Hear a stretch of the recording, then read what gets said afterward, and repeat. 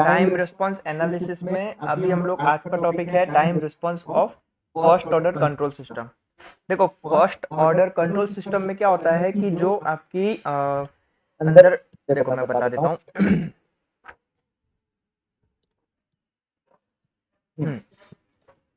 जो आपका ब्लॉक होता है, उस ब्लॉक के अंदर उसका गेन होता है, उसमें आपका एस की जो हाईएस्ट पावर होती है डिनोमिनेटर में, ठीक है, और उस डिनोमिनेटर में उसकी पावर होती है 1 और उसका ट्रांसफर फंक्शन आपका होता है 1।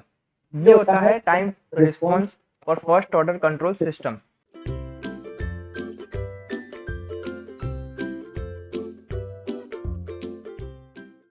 देखो मैं यहाँ पे टाइटल लिख देता हूँ।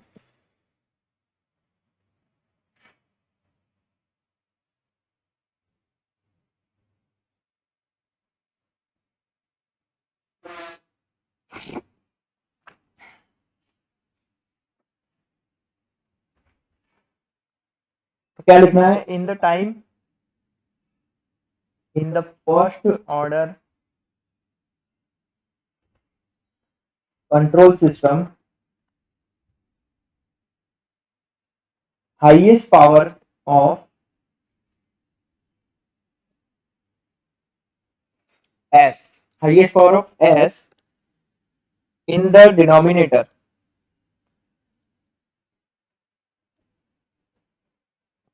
of its transfer function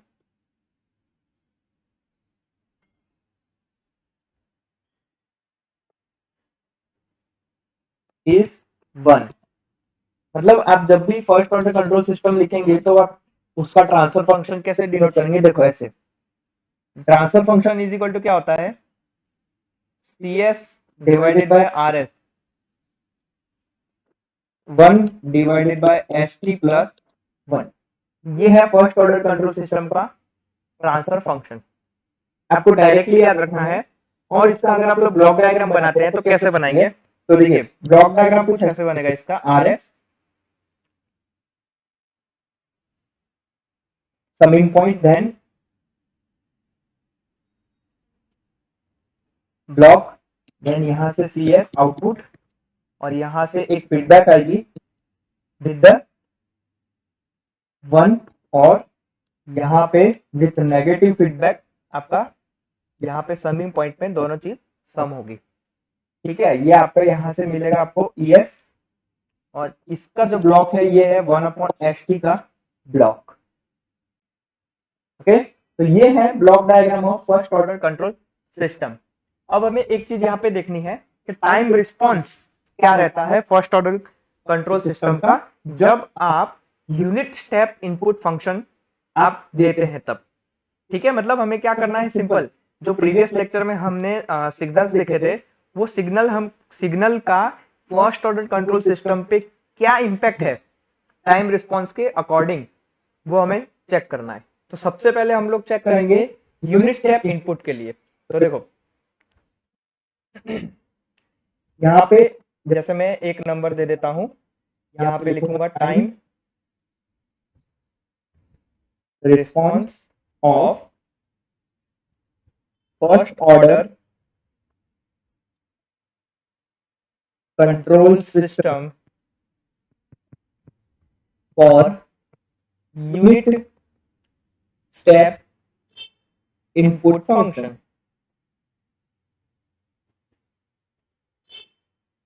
ठीक है, तो यहां से ये जो मैंने ब्लॉक डायग्राम बनाया, यहां से आप आउटपुट क्या लिख सकते हैं? जैसे आपका आउटपुट इज इक्वल टू क्या होता है? CS। ठीक है, आउटपुट क्या लिख सकते हैं? तो ये जो इक्वेशन है, इस इक्वेशन के अकॉर्डिंग आप CS इज इक्वल टू क्या लिख सकते हैं? RS इंटू 1/ST प्लस 1, ये लिख सकते हैं आप फ्रॉम इक्वेशन नंबर 1, या फिर फ्रॉम फिगर नंबर 1। ठीक है, यूनिट स्टेप फंक्शन के लिए अब देखिए यहाँ पे आपको क्या करना है? RS की वैल्यू रखनी है। तो RS की value for unit step input function के लिए क्या होता है? For unit step input function R S, R S is equal to क्या होता है 1 डिवाइडेड बाय एस। ठीक है, ये होता है unit step input function for किसके लिए, स्टेप इनपुट के लिए। देन ये जो वैल्यू है ना आर एस की, ये वैल्यू हम लोग ऊपर वाले जो हमने इक्वेशन लिखा यहाँ पे इस इक्वेशन में पुट करेंगे। तो पुट कर देते हैं सिंपल। तो सी एस हमें क्या मिलेगा, C S is equal to 1 divided by S into 1 upon S T plus 1।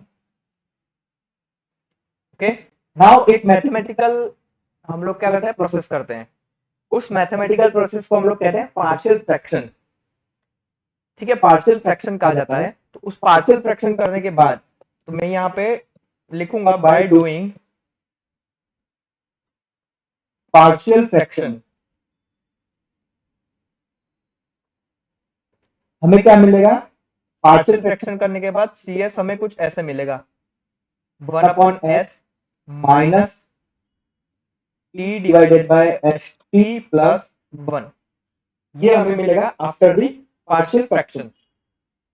यहाँ पे ये अगर टी है तो इस टी को अगर हमें रिमूव करना है, ऊपर 1 लाना है, तो हमें क्या करना है, इस इक्वेशन में टी से डिवाइड करना है। ऊपर नीचे दोनों साइड में डिवाइड करूंगा टी से, या फिर मैं कह सकता हूँ ऊपर नीचे 1 बाय टी से मल्टीप्लाई करूंगा। तो मेरे पास क्या इक्वेशन बनेगा, 1 upon S minus 1 divided by S plus 1 upon T.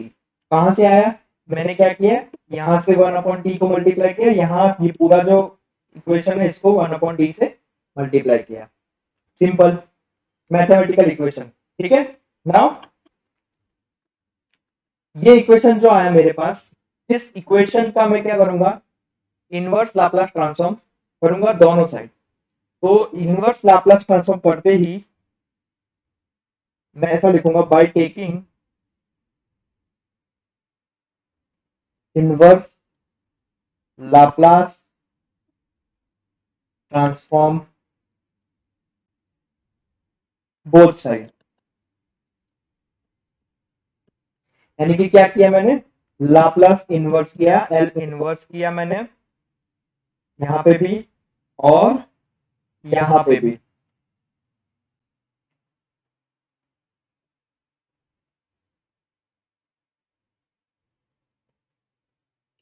Laplace inverse करते ही मेरे पास क्या इक्वेशन आएगा, जो मेरा एस डोमेन में मेरा इक्वेशन था वो मेरा टाइम डोमेन में इक्वेशन चला जाएगा लाप्लास इनवर्स करने से।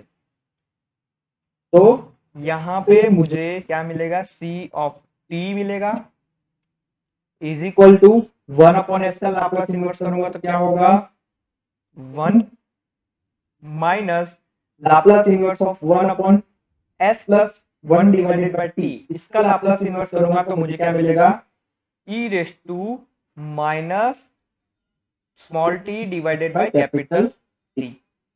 ये मुझे मिला इक्वेशन नंबर 2। इसको मैं दे देता हूं इक्वेशन नंबर 2। नाउ एरर, कुछ ना कुछ एरर तो जनरेट होगी, कंट्रोल सिस्टम में एरर जनरेट होती है, तो कुछ ना कुछ एरर जनरेट होगी। वो कितनी होगी, तो एरर जो जनरेट होने वाली है, and the error can be given by, error को हम लोग डिनोट करते हैं ई टी से, स्मॉल ई टी से, तो R T minus C of T. तो आर टी हमारे यूनिट स्टेप इनपुट फंक्शन के लिए 1 अपॉन एस था, ये था हमारा एस डोमेन में। लेकिन आर डोमेन में यही चीज हमारी क्या होगी, 1 होगी। तो यहां पे आएगा 1 माइनस सी टी, हमें कितना मिला, सी टी हमें मिला 1 minus E raise to minus T divided by capital T. तो अगर हम इसको सॉल्व करते हैं तो हमारे पास क्या आएगा, error E raise to minus T by capital T. ठीक है, मैं जैसे इसको एरर है तो इसको इक्वेशन नंबर दे देता हूं 3। Now the steady state error, the steady state error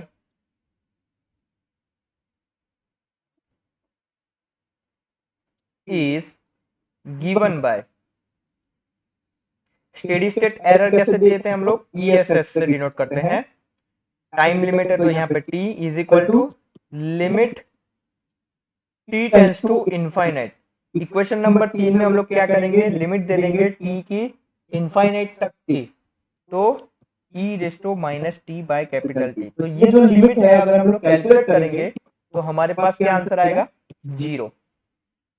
इसको हम लोग इक्वेशन नंबर 4 दे देते हैं बस। तो फिर जब हमारे पास स्टेडी स्टेट आ गया, हमारे पास क्या कहते हैं ट्रांजिएंट रिस्पांस भी हमारे पास कितना आएगा, तो देखिए हम लोग अगर इसका ट्रांजिएंट रिस्पांस और स्टेडी स्टेट रिस्पांस का अगर हम लोग फिगर बनाते हैं तो कैसे बनेगी, तो हमें कुछ ऐसी, यहाँ पे जैसे 0 है, हमें कुछ ऐसी फिगर देखने को मिलेगी।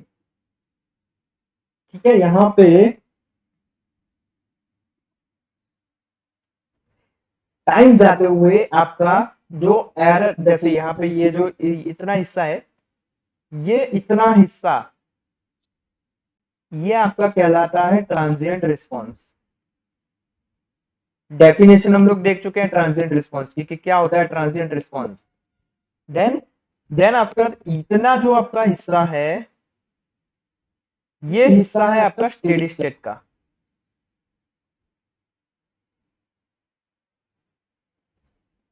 ठीक है, ये आपका t टेंड्स टू इनफाइनाइट का आपका इक्वेशन है, और ये आपका क्या है, c ऑफ t है। ठीक है, यहाँ पे ये जो कर्व है आपको डायरेक्टली यहाँ पे वैल्यू याद रखनी है। इस कर्व की वैल्यू आपकी होगी 0.632, और ये जो गैप दिख रहा है ना आपको, ये इतना सा गैप, ये वाला, जैसे मैं ये वाला और ये वाला, इस गैप की बात कर रहा हूं, तो इस गैप की वैल्यू कितनी होगी, 0.03। और यहां से जब आपका स्टेडी स्टेट शुरू हो रहा है तो यहां से यहां तक की वैल्यू आपकी कितनी होगी, 0.97, और वो आगे जाते जाते जाते 1 हो जाएगी। ठीक है, ये 0.97 आपकी कहां पे चलेगी, जब तक आपकी 4 साइकिल यानी कि 4t, जब तक आपकी 4 साइकिल पूरी होगी तब उस रिस्पॉन्स की वैल्यू क्या होगी, आपकी 0.97 हो जाएगी। देन जैसे जैसे आपकी साइकिल आगे बढ़ती जाएगी वैसे वैसे वैल्यू नियर अबाउट टू 1 जाती जाएगी, और लास्ट में आपकी जो वैल्यू है वो 1 मिल जाएगी। तो यहां से जैसे ये फिगर है आपकी, इस फिगर से आप क्लियरली क्या चीज कर सकते हैं, क्या चीज आप ऑब्जर्व कर रहे हैं कि जो आपका रिस्पॉन्स है यूनिट स्टेप इनपुट फंक्शन का, वो एक्सपोनेंशियल टाइप का है, और स्टेडी स्टेट की जो वैल्यू है आपकी, उस स्टेडी स्टेट की वैल्यू आपकी 1 होती है for the unit step input function. ठीक है, ये आपको लिखना है। यहाँ पे जो मैंने ये 0.60, 0.63, 0.97, 0.03 ये बताया, ये क्या है, तो देखो ये क्या है, 0.63 ये क्या है आपका, एक तरीके से आपका जो आउटपुट है टाइम रिस्पॉन्स का, उसका मैग्नीट्यूड बता रहा है। उसका मैग्नीट्यूड आपका कितना है, 63% है आपका। 100% जो आपका टाइम रिस्पॉन्स होगा उसका 63% आपको ट्रांजिएंट रिस्पॉन्स में देखने को मिलेगा। ठीक है, और जब आप ये 4 साइकिल कंप्लीट हो रही है तो 4 साइकिल के पे आपका जो मैग्नीट्यूड है टाइम रिस्पॉन्स का वो 97% हो जाएगा, और फाइनल स्टेडी स्टेट वैल्यू में आउटपुट आपको 1 मिल जाएगा। ठीक है, तो आपको यहाँ पे क्या चीज मिल रही है, आपको एक चीज पता चल रही है कि यूनिट स्टेप, मैं यहाँ पे साइड में लिख देता हूं, यूनिट स्टेप फंक्शन के लिए आपकी जो, अगर आपकी फर्स्ट ऑर्डर सिस्टम है तो फर्स्ट ऑर्डर सिस्टम में आपका जो आउटपुट स्टेडी स्टेट आउटपुट जो है आपका वो क्या मिलेगा, 1 मिलेगा।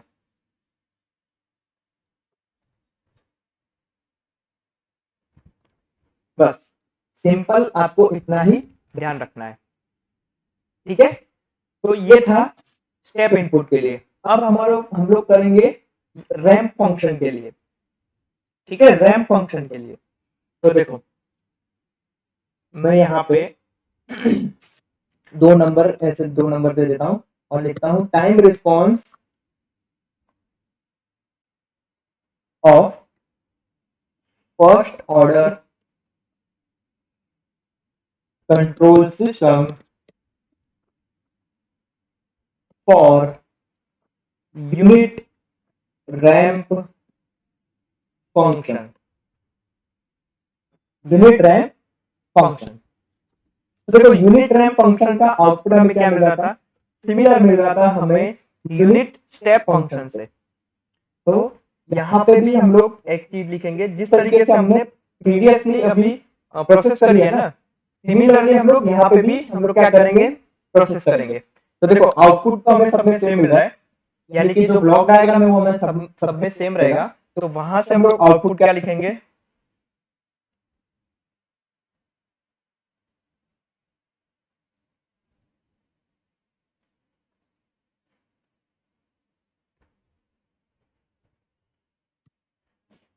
C S is equal to क्या था, are S into 1/st plus 1। इसको मैं इक्वेशन नंबर 1 दे देता हूं। अब यूनिट रैंप फंक्शन के लिए हमारी आर एस की वैल्यू जो है वो क्या होगी, 1/s²। तो यहाँ पे मैं लिखूंगा फॉर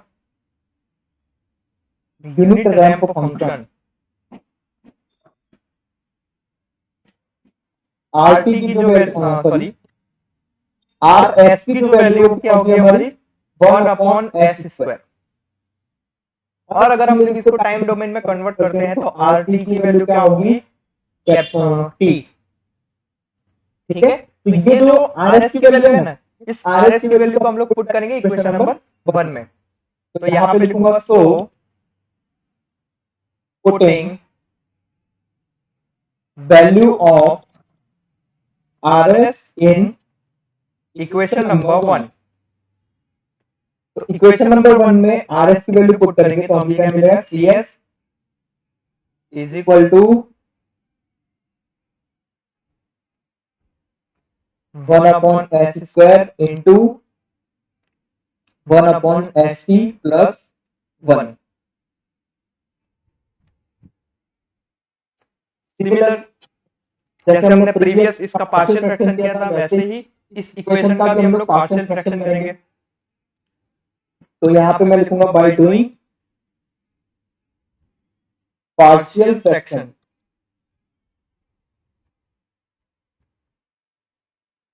पार्शियल फ्रैक्शन करने पे हमें क्या मिलेगा, C S is equal to 1/s² है, तो इसका पार्शियल फ्रैक्शन करेंगे तो हमें क्या मिलेगा, 1 माइनस एस टी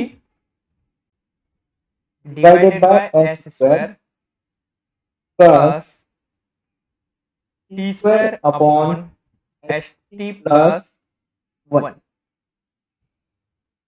ठीक है, यहाँ पे देखो आप इसको सॉल्व करेंगे तो सॉल्व करने पे आपके पास क्या इक्वेशन आएगा, आपके पास कुछ ऐसा इक्वेशन आएगा 1/s² minus T into 1 divided by S. ये आपके पास इक्वेशन आ जाएगा। ठीक है, तो यहाँ पे 1/s की वैल्यू आप पुट कर देंगे, जो आपने यूनिट स्टेप फंक्शन में आपने यूज करी थी वो वैल्यू आप यहाँ पे पुट कर देंगे। तो आपके पास क्या आएगा equation, 1/s² minus T into 1/s into 1 plus 1 divided by capital T. बस अब आपको क्या करना है, सिंपल लाप्लास करना है, लेकिन इनवर्स लाप्लास करना है क्योंकि ये एस डोमेन में आपको टाइम डोमेन में चीजें चाहिए। बस तो आप क्या करेंगे, इनवर्स लाप्लास करेंगे। तो यहाँ पे आप लिखेंगे taking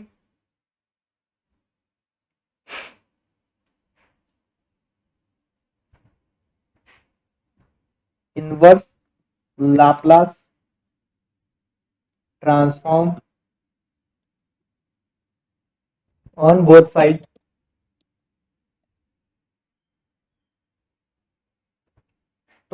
Laplace inverse C of S is equal to Laplace inverse of क्या था 1/s² minus T into 1/s।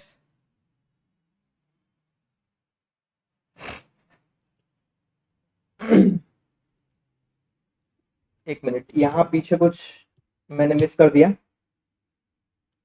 हाँ, एक पॉइंट मैंने यहाँ पे मिस कर दिया पूरा। ठीक है, वो मैंने क्या मिस कर दिया है, प्लस टी इंटू 1/s, ये मिस कर दिया मैंने। ओके, तो बस तो ये यहाँ पे भी पुट करेंगे हम लोग, plus T into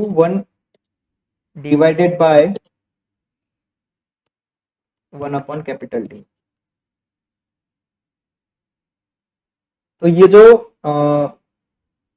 C S है आपका क्या हो जाएगा, कन्वर्ट हो जाएगा टाइम डोमेन में। तो यहाँ पे सी ऑफ टी, बस अब इसका पूरा लाप्लास इनवर्स करेंगे तो आपके पास क्या इक्वेशन आएगा, 1/s² का लाप्लास इनवर्स क्या होता है, टी माइनस 1/s का क्या होता है 1, और टी तो आपका टाइम है ये, तो ये capital T plus T into ये जो इक्वेशन है इसका लाप्लास इनवर्स क्या होगा, e raise to minus T by capital T. Okay, तो ये मैं इक्वेशन नंबर जैसे 2 दे देता हूं। ठीक है, नाउ एरर, अब एरर की बारी आती है। The error is given by E T is equal to R T minus C T. R T क्या था, आर टी था आपका टी, माइनस सी टी आपने फाइंड आउट किया है, तो यहाँ पे पुट कर देंगे T minus T plus T into E raise to minus T divided by T. तो यहां से आपके पास एरर आ जाएगी, कितनी आएगी वो error, T minus T into E raise to minus T divided by. बस यहां से हम लोग स्टेडी स्टेट एरर को एक्सप्रेस कर सकते हैं, कैसे, same steady state error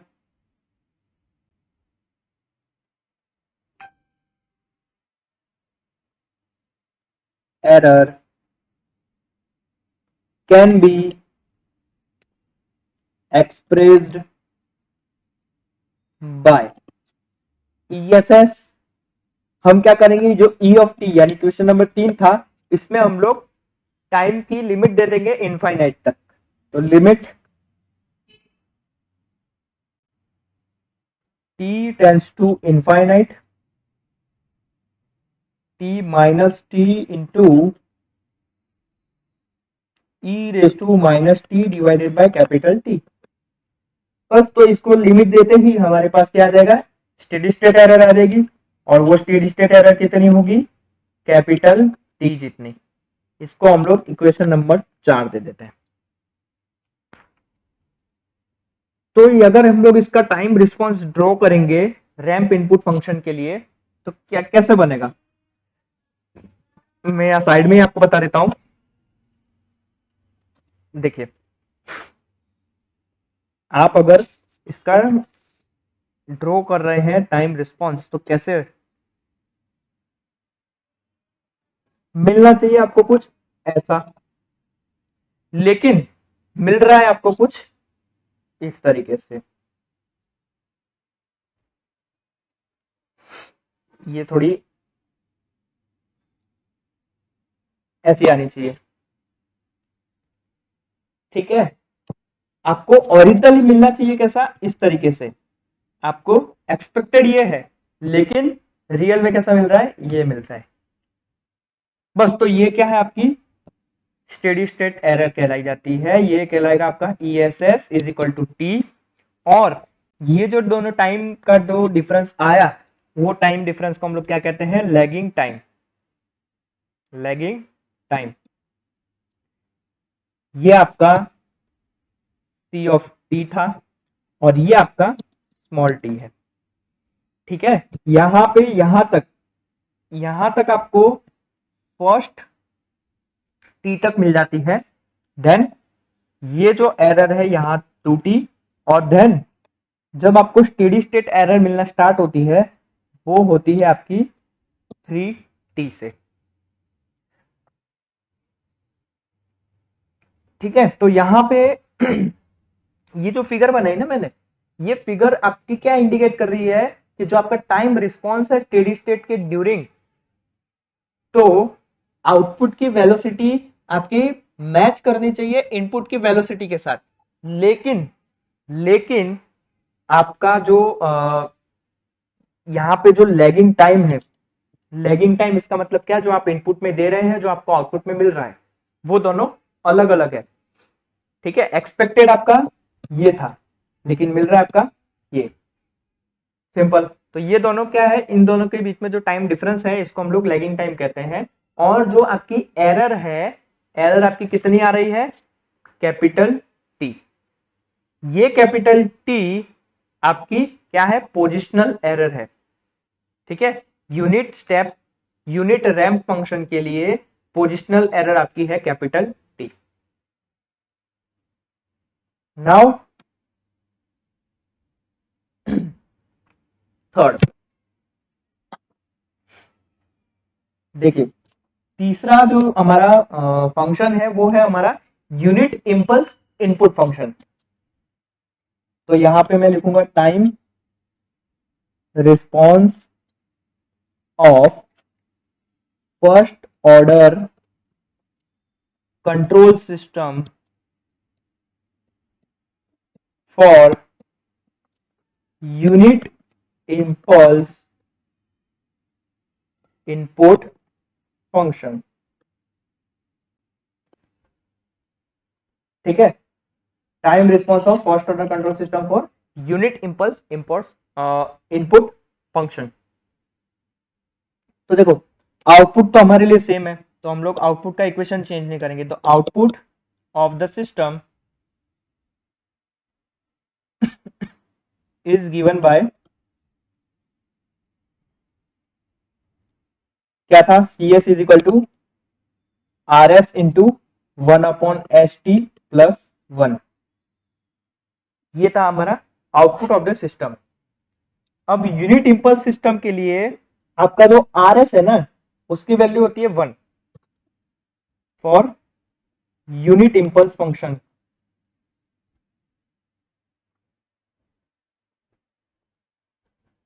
are S is equal to 1 होता है बस। तो ये जो इक्वेशन नंबर 1 में है, यहाँ हम लोग आर एस की वैल्यू पुट कर देंगे, simple.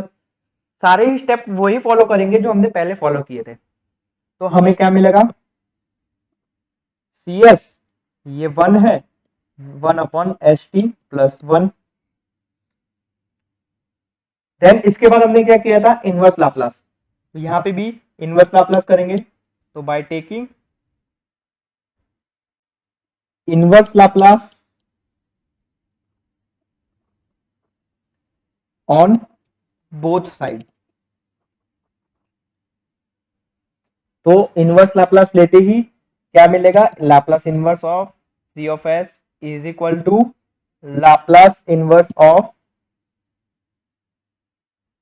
Laplace inverse of 1/st plus 1। इसको हम लोग रीअरेंज भी कर सकते हैं। तो देखो रीअरेंज करेंगे तो हमारे पास क्या मिलेगा, Laplace inverse of C of S is equal to Laplace inverse of 1/t into 1/s plus 1 divided by T. हमने क्या किया, रीअरेंज किया इसे। अब हम लोग लाप्लास इनवर्स करेंगे। तो लाप्लास इनवर्स करते ही हमें क्या मिलेगा, एस डोमेन है तो हमारा टाइम डोमेन में कन्वर्ट हो जाएगा। तो C of T is equal to 1 divided by T into E raise to minus T divided by capital T. तो ये हमारा इक्वेशन नंबर 2 आया। बस यही हमें चाहिए था, यही हमारा क्या है, टाइम रिस्पॉन्स है, यही हमारा आउटपुट का टाइम रिस्पॉन्स है। बस तो हम लोग क्या करेंगे, इस यहां से इक्वेशन नंबर 2 को मद्देनजर रखते हुए हम लोग इसका टाइम रिस्पॉन्स बनाएंगे, तो वो हमें कैसा मिलेगा। तो देखो यहाँ साइड में ही मैं आपको बता देता हूँ, टाइम रिस्पॉन्स आपको कुछ ऐसा मिलेगा।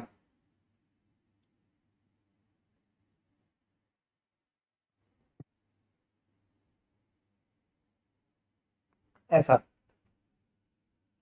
ये क्या है, ये है आपका 1/t E raise to minus T capital by T का, ठीक है, टाइम रिस्पॉन्स लेते हैं इसे। ये है आपका सी ऑफ टी आउटपुट, ये है आपका 1/t, और ये आपका T, 2t, 3t and 4t। बस, तो यही है आपका time response of first order control system for unit impulse input function.